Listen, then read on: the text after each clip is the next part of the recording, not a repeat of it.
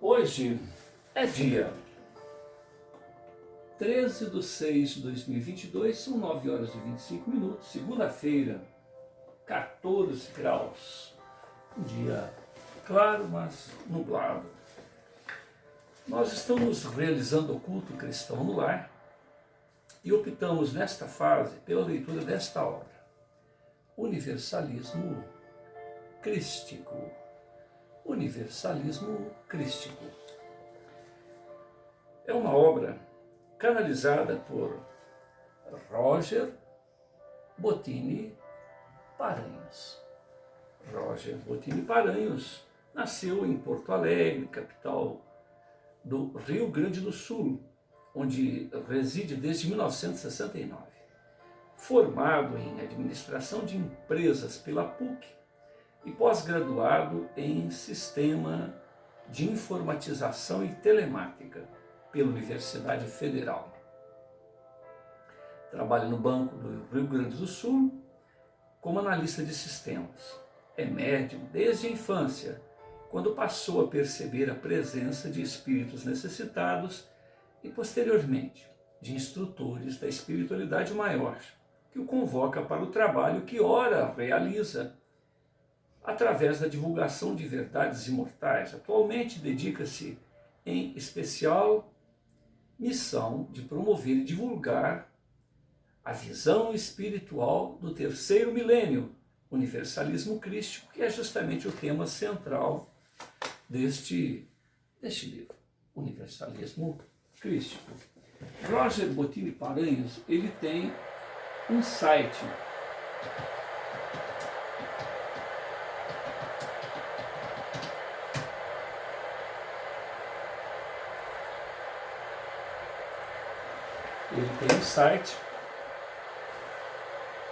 atualmente ele está assim, né? Na época em que escreveu o livro estava desta maneira. E sob esse título, então ele tem sob o título Roger Bottini Paranhos e tem também Universalismo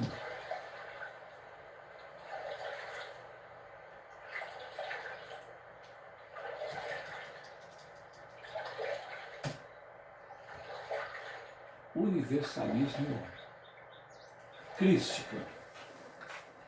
Esta obra, Universalismo Crístico, novamente ele falando sobre o tema.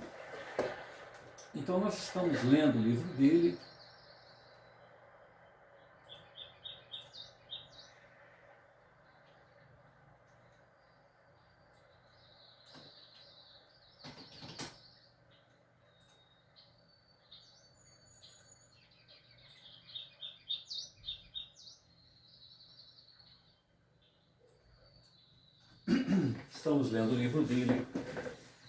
que trata o futuro das religiões. É um livro profético que procura reparar ou preparar a humanidade para a visão espiritual do futuro.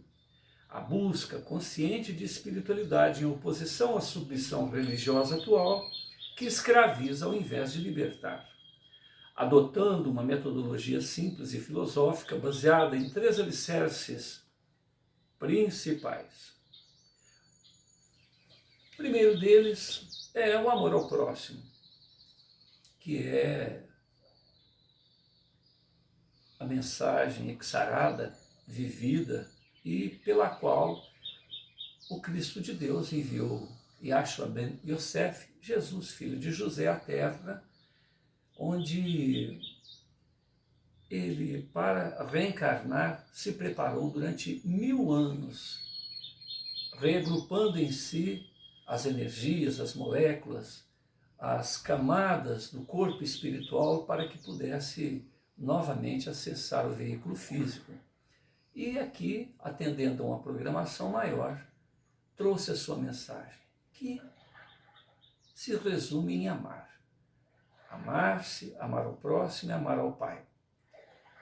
E na vivência, na compreensão e na busca desta realidade que é amar, nós descobrimos que o amor é uma força, é muito mais que um sentimento. É a mola propulsora de todo o progresso que o ser espiritual vai ascensionando, vai adquirindo. E quanto mais se ama, quanto mais se compreende o amor incondicional, mais vai se acendendo sobre si próprio e sobre aqueles junto aos quais convive. Na compreensão dessa realidade do amar e sabendo-se imortal, herdeiro de um patrimônio milenar, porque para chegarmos onde chegamos, em espírito e verdade, nós passamos pelo reino mineral, vegetal, animal, elemental e atingimos a situação de humanidade. E com isso temos cada um de nós experiências particulares que nos tornam diferentes e únicos. Portanto, temos mais a ouvir em qualquer interlóquio com os nossos caminheiros, com os nossos companheiros de caminhada evolutiva, do que para dizer. Somente quando solicitados, quando instados na oportunidade, é que devemos expor o que nós temos a expor. Saber ouvir, para saber o que dizer, saber no que auxiliar, né? E no que participar. Então, amar e saber ouvir, respeitar a opinião do outro. Um segundo alicerce desse universalismo crístico é, sabendo-se mortal, compreender que a justiça celeste se manifesta através da lei de causa e efeito e das reencarnações, porque é no se reencontrar com as pontas soltas do passado, né, que nós podemos dar sequência, recompondo, reconstruindo, refazendo, junto aos equívocos do passado, nós vamos formando um conjunto de conhecimentos, de forças, de energias, de potências que vão fazendo com que nós ascendamos sobre nós mesmos. A nossa referência sempre é onde estamos para saber de onde prosseguir a jornada. Todos nós somos centelhas, oriundas do Pai Celeste, convidados à condição de co-criadoras, mesmo inconscientes. Então, à medida em que nós vamos compreendendo a lei de causa e efeito, percebendo as consequências do que fazemos de maneira responsável, de maneira negligente, não importa, nós vamos compreendendo que somos co-criadores, que a vida é consequência do que se pensa, é consequência da ação mental de cada um de nós. A realidade material é consequência da nossa capacidade de influenciar nas vibrações energéticas, nas vibrações da energia. E desde aquela fase em que estagiamos lá nos minerais, vamos aprendendo a compor corpúsculos que vão fazendo com que a matéria e tudo aquilo que nos cerca aconteça. E finalmente, além dessa compreensão do amar, compreensão do respeitar a opinião dos outros caminhos da evolução, saber que somos herdeiros daquilo que fazemos através da lei de causa e efeito, o karma negativo, que é aquilo que nos fere e nos exige um trabalho, né, de reparação, o karma positivo, que é a somatória, né, o somatório de nossos aprendizados, de nossas boas obras, né? E, finalmente, o terceiro alicerce é justamente o evolucionar. Porque uma vez que caminhamos, saímos lá da condição de mônadas, na condição de compor os fótons, os quarks, os bósons e Higgs, e estagiar nas supercordas, estagiar em condições que nos ensinam a compor a matéria, compor esse teatro do existir, compor essa matrix na qual cada um de nós hoje estamos vivenciando a condição feminina, outras vezes a condição masculina, algumas vezes na condição de pais, outras vezes nas condições de mãe, de filhos, de companheiros de jornada, é que nós vamos compreendendo cada vez mais o que é que essa mensagem do amar que Jesus, enviado do Cristo, do cósmico, buscou nos apresentar. Amai-vos. Amai-vos. Como eu vos amei. E esse como eu vos amei é justamente esse mergulho na compreensão ascensional sobre nós mesmos que nós iremos alcançando. Em desdobramento espiritual, então, nesse processo evolucionário, nós vamos resolver o maior problema das religiões, que é a estagnação em meio a uma constante evolucionária que vai acontecendo em a humanidade.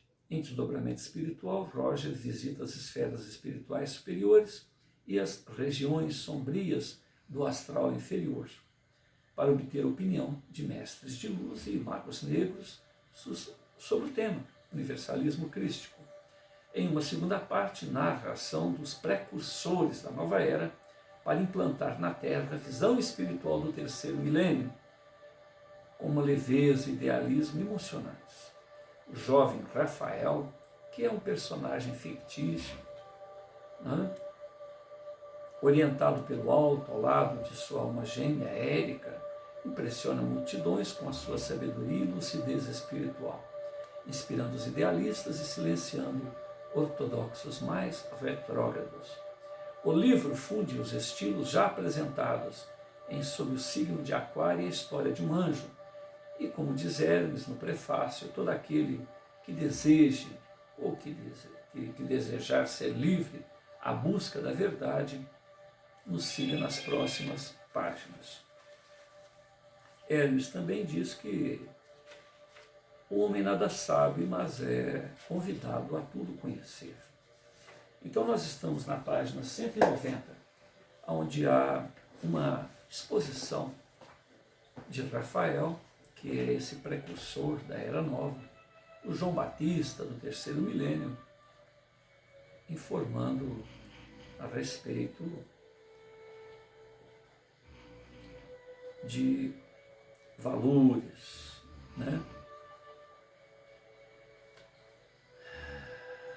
Então ele vai numa sequência de raciocínio. Isto é evolução espiritual. É necessário que o homem perceba que somente a adoração a Deus, a Jesus e interceptores do mundo maior não salva. O que salva nossas almas são as conquistas espirituais obtidas por nosso próprio esforço. Sei que isso não parece ser nada novo, mas por que tantas pessoas parecem não compreender essa necessidade urgente de angariar valores para suas vidas? Será que isso ocorre por causa da dificuldade de vencermos nossos caprichos? Será que o entorpecimento provocado pelo excessivo apego ao mundo, às formas ou desleixos sobre valores espirituais? Ou será por causa do nosso egoísmo? Sem dúvida, é muito conveniente desejarmos que somente que os nossos interesses sejam plenamente atendidos. E sem dúvida, alguns deles implicam prejuízo aos outros. Com certeza, eis uma luta interior difícil de ser vencida. Entretanto, não podemos fingir desconhecimento dessas situações para vivermos uma vida de forma alienada. Não adianta esconder o problema alegarmos ignorância na hora de decidir. Talvez inconscientemente terminemos bloqueando a nossa consciência espiritual para viver conforme o nosso instinto animal. É da natureza humana buscar o caminho da acomodação. Porém, devemos vencer esse entorpecimento, assim como o aluno deve dominar sua preguiça para estudar e passar de ano. Rafael olha para o teto daquele auditório, como a vislumbrar um mundo imponderável no reino dos céus, proclamado por Jesus, e prossegue. Assim como Jesus, o meu desejo, o meu destino, a minha missão é trazer fogo à terra, e quero que este fogo se alastre. As minhas palavras são fogo do despertar, com o objetivo de alertar sobre nossos compromissos espirituais. Eu estou aqui para convidar todos vocês a abandonar a posição de passividade, conformismo, submissão, com finalidade de permitir que uma nova pessoa nasça dentro de cada um. Eis o fim da era do homem alienado e o início da era do homem consciente. A nova era, tão apregoada nos dias de hoje, é basicamente isso: o fim do homem religioso, o início do homem espiritualizado. Instantes após, Rafael dá uma breve pausa, bebe um copo d'água, observa a plateia em sua passividade, em sua receptividade. Então, serenamente, ele prossegue. Eu vejo verdade, luz em suas palavras. Não, tá, desculpa. Então, Rafael, ele dá uma breve pausa e bebe um gole d'água. Aí um senhor, alto, semblante sereno, se ergue e interfere na palestra de Rafael, dizendo o seguinte: eu vejo verdade e luz em suas palavras, porém creio ser impossível alcançar isso que você propõe, Rafael. O sentimento religioso não pode ser racionalizado desta maneira. A crença em Deus não pode ser determinada pela razão, mas apenas pela fé. Assim, o que você afirma realmente é verdadeiro, mas raros são aqueles que desejam realizar uma sincera, uma leal, transparente reforma íntima. Todos veem o mal nos atos do próximo, mas não o veem em si. É como aquele ditado: não aponte o cisco,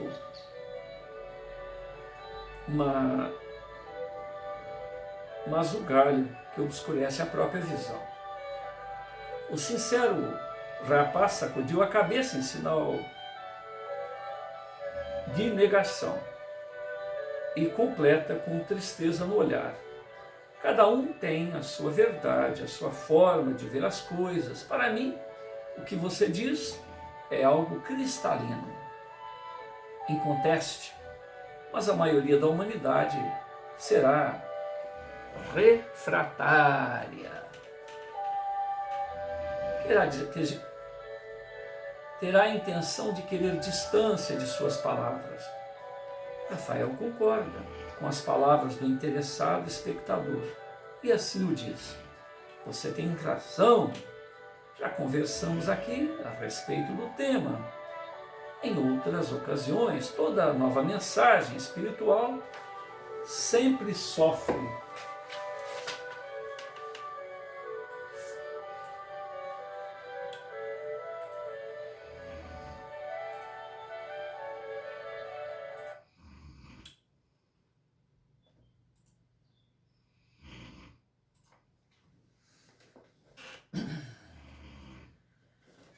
Sim, você tem razão, já conversamos aqui a respeito disso em outras ocasiões. Toda nova mensagem espiritual sempre sofre uma ação negativa por causa da acomodação daqueles que querem manter tudo como está. Não devemos nos preocupar com isto, mas trabalhar para o futuro. As novas gerações se sentirão mais confortáveis com essa nova visão espiritual. Quanto àqueles que não quiserem mudar da geração atual, tenhamos paciência, porque o universalismo crístico não deve ser uma imposição.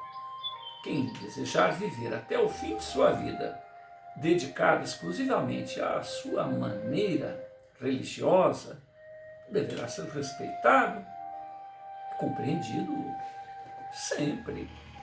A minha tarefa é abrir os olhos de todos que desejarem ouvir esta proposta.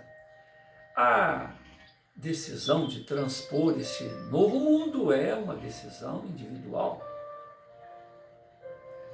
Só posso dar-lhes a minha palavra de que quem penetra nessa toca do coelho mudará totalmente sua vida e será o autor de milagres nunca imaginados. Ressaltei a palavra milagre porque eles certamente não existem como o tem sido concebido. O que entendemos por milagres são feitos extraordinários, momentaneamente inexplicáveis, mas na verdade tudo tem uma explicação sensata dentro do mecanismo da vida criada pela fonte Deus. Infelizmente vivemos em ignorância, nem nos aprofundamos na ciência, muito menos na filosofia espiritual. O homem estuda dezenas de profissões, métodos, foge do aprimoramento, do estudo da ciência, da filosofia transcendental, o que lhes causa graves prejuízos no decorrer de sua vida. É inevitável. Todos nós um dia necessitaremos da sabedoria espiritual para vencermos os obstáculos dessa grande experiência a que demos o nome vida. Quem se dedicar a essa busca sentir-se-á realizado, feliz. Quem depositar sua fé na crença material estará órfão quando esta hora chegar. Não há riqueza material que solucione certos percalços da vida humana. Somente o tesouro espiritual nos habilita, nos prepara, nos supre a vencer tais transtornos. Ele nos dá o tesouro espiritual, a clareza, a leveza necessárias para enfrentarmos, para compreendermos a vida. As grandes tormentas, na visão do sábio espiritual, tornam-se pequenas tempestades, como num copo d'água. Rafael mais uma vez faz uma leve pausa e surge então nova pergunta por parte dos seus ouvintes. Uma senhora questiona: meu jovem, o primeiro mandamento é amar a Deus sobre todas as coisas. Como você pode afirmar que não devemos adorá-lo? Nos postrar aos seus pés. Rafael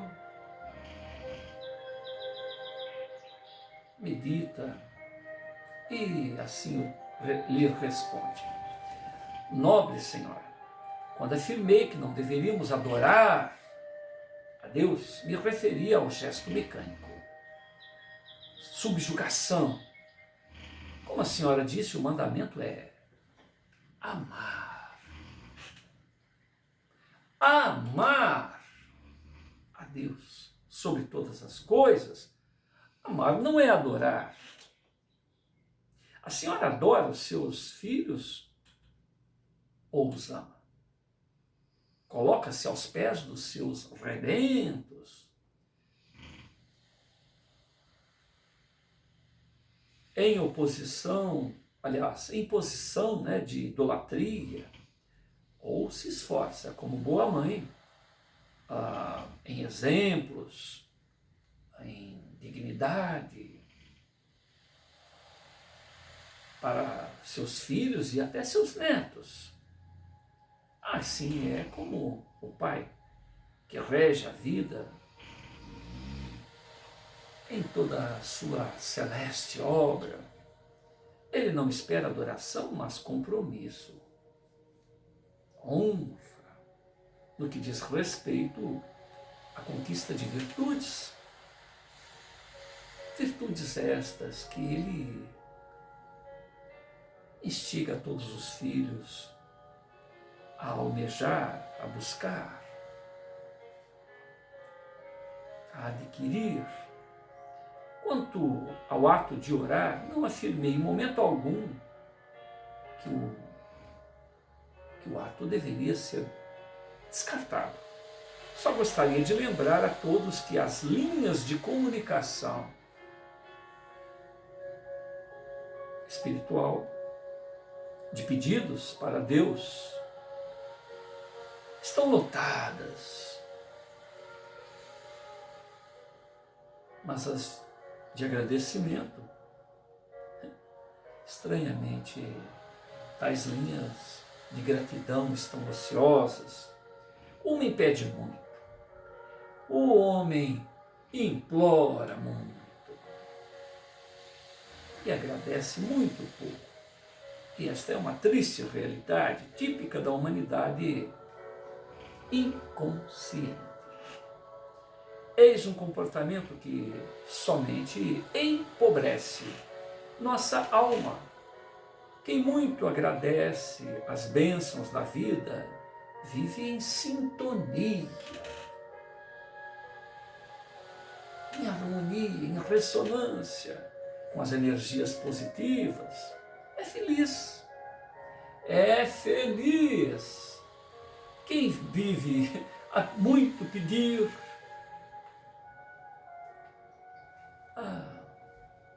sempre está insatisfeito, depressivo, pessimista. Somos o que pensamos. Quanto temos recebido e desconsideramos? Quanto imaginamos ainda nos faltar? Nossos petitórios, muitas das vezes, são de conquistas que, para uma visão um tanto mais ampla, muitas das vezes são mais motivos de dores futuras do que conquistas legítimas. O autor da vida sabe melhor do que nós mesmos do que realmente necessitamos e nos dá as mãos cheias das bênçãos, das graças. E não vemos estas bênçãos, ignoramos estas bênçãos. Em troca, trazemos reclamações, petitórios inúteis, inconsequentes, míopes em relação às nossas reais necessidades. Recomendo a todos que carreguem uma pequena pedra ou objeto no bolso. Sempre que tocarem neste objeto, lembrem-se de agradecer a Deus. Esse exercício quebra nossas conexões mentais equivocadas. O nosso cérebro, com o passar dos anos, vai estabelecendo conexões sinápticas entre neurônios, axônios, de acordo com as nossas ações, que promovem uma viciação de novos hábitos. Com o passar do tempo, se somos sempre pessimistas, mal-humorados, estaremos viciados nesse tipo de comportamento feliz. Então, pessimistas e mal-humorados, apenas tristeza e sofrimento permanecerão em nosso mundo íntimo. Necessitamos quebrar essas equivocadas conexões neurais. Certamente não é uma tarefa fácil. Precisamos criar novos hábitos, novos comportamentos para o nosso cotidiano. Além do exercício da gratidão, com a pedra, vamos estabelecer 3 horários em que haveremos de nos dedicar a uma boa ação. Simples.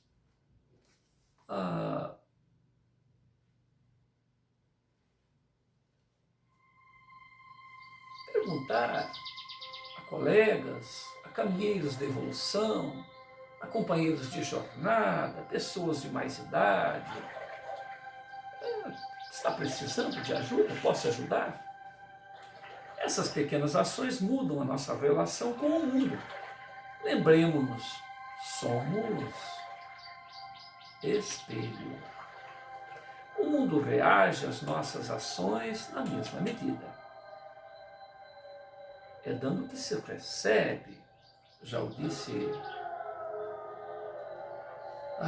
o preceptor de Assis, o homem paz, aquele que tudo tinha espiritualmente e nada exigia materialmente. Quem represa as energias de sua alma se intoxica, assim como ocorre com a água que fica parada, que se torna ambiente de larvas, meio de cultura para mosquitos e podridão. Aquela senhora concorda com a exposição de Rafael e retorna à pergunta. Eu sigo os conselhos morais da minha religião literalmente, Rafael. Por que não posso prosseguir adorando a Deus?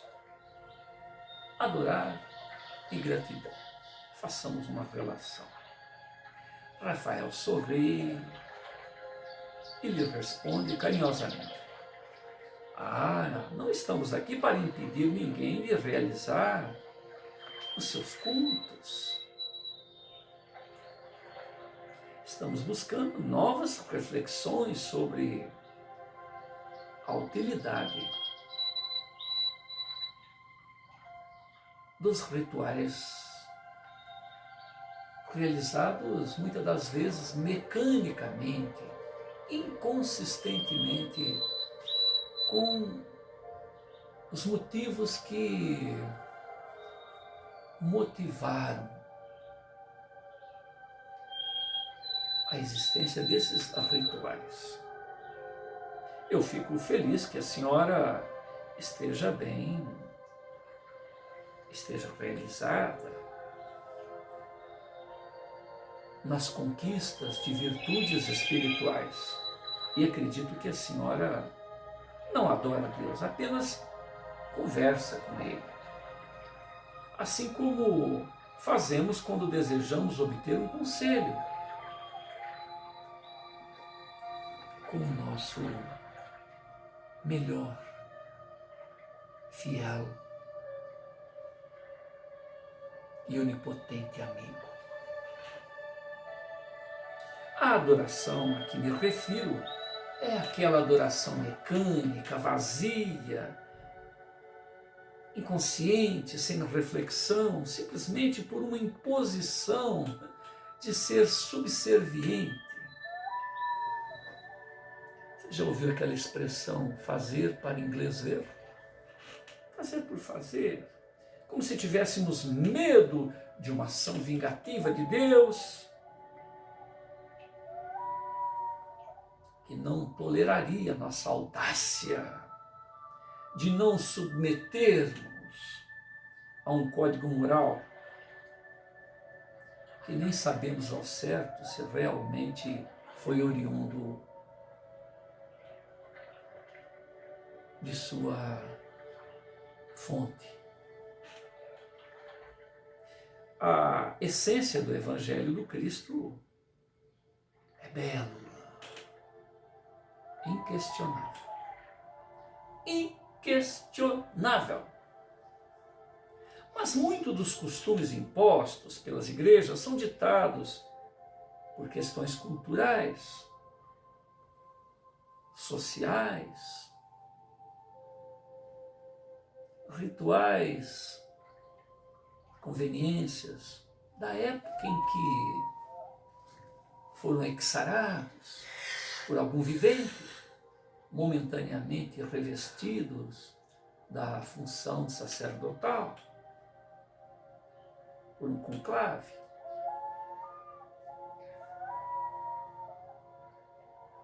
Por um concílio humano, vinculado a interesses imediatistas. Não devemos buscar uma prática, aliás, devemos buscar uma prática espiritual condizente com a nossa consciência, condizente com a nossa evolução e a nossa necessidade evolutiva. Não devemos nos submeter a um conjunto de normas, de rituais, de conveniências que não nos digam nada no nosso status quo, no nosso momento evolucionário. São conceitos que muitas das vezes estão ligados a uma idade medieval, que nada tem a ver com os avanços em todos os campos do conhecimento que ora vivenciamos. Eis a religião do terceiro milênio, eis a essência do universalismo crístico evolucionário, juntamente com a própria ascensão do vivente. Em resumo, não devemos adorar a Deus, nem imagens de nenhuma natureza. A idolatria não é um caminho sadio para o crescimento espiritual. Ao invés de nos colocarmos na condição de aflitos, necessitados do socorro divino, que certamente o somos, procuremos perguntar a Deus: posso ser útil, meu Pai? Posso ressonar contigo no meu melhor, autor da vida? Em que posso ser útil? Como diz Paulo, viver à vontade do autor da vida, mais do que a própria. Alguns podem argumentar que possuem muitos problemas em suas vidas e que nada poderiam fazer, nada podem realizar para socorrer os companheiros de jornada, pois são dignos apenas de auxílio, mendigos do existir. Lê do engano. Lê do engano. Ninguém é tão sofredor nesta vida que não possa agir em benefício da coletividade. De alguma forma. Tudo isso é uma questão de estado de espírito. Aquele que estiver necessitando de amparo divino e se esquecer de si para ajudar o próximo, receberá bênçãos. Bênçãos muito maiores por parte de Deus. É dando que se recebe, lembra o mensageiro de Assis. Deixemos fluir, portanto, as nossas energias espirituais. Somos filhos do Altíssimo. Ao ressonarmos com a fonte criadora, tudo podemos realizar. É lamentável ver pessoas sadias em situações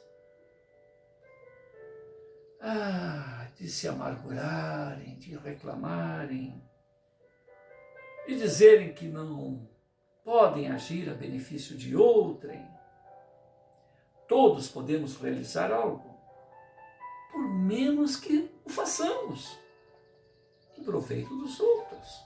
Um sorriso, um gesto de carinho, um emprestar os ouvidos aos lamentos alheios, ao acompanharmos uma prece,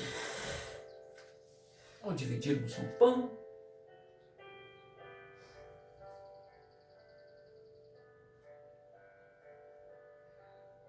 O sorriso de uma criança, o que não faz para com os pais, o que não faz para aqueles que podem presenciar este ato, a ingenuidade, a pureza de uma criança, o quanto não nos lembra a necessidade de resgatarmos as nossas boas escolhas. Eu quero que entendam que devemos ser parceiros de Deus, na construção de um mundo melhor que começa em cada um de nós. Onde podemos realmente agir? Somente nós mesmos. Não devemos permanecer na condição de eternos. Esmoler, pedintes das graças divinas. Somos filhos de Deus, criados à sua imagem e semelhança, e não mendigos espirituais, pecadores a rastejar aos pés do Criador. Vamos mudar esse pensamento. Eia! Desperta, ó tu que dormes, levanta-te de entre os mortos. Quem não ama jamais obterá sucesso em qualquer campo da vida. Amar é energia, é a maior energia, é empoderamento.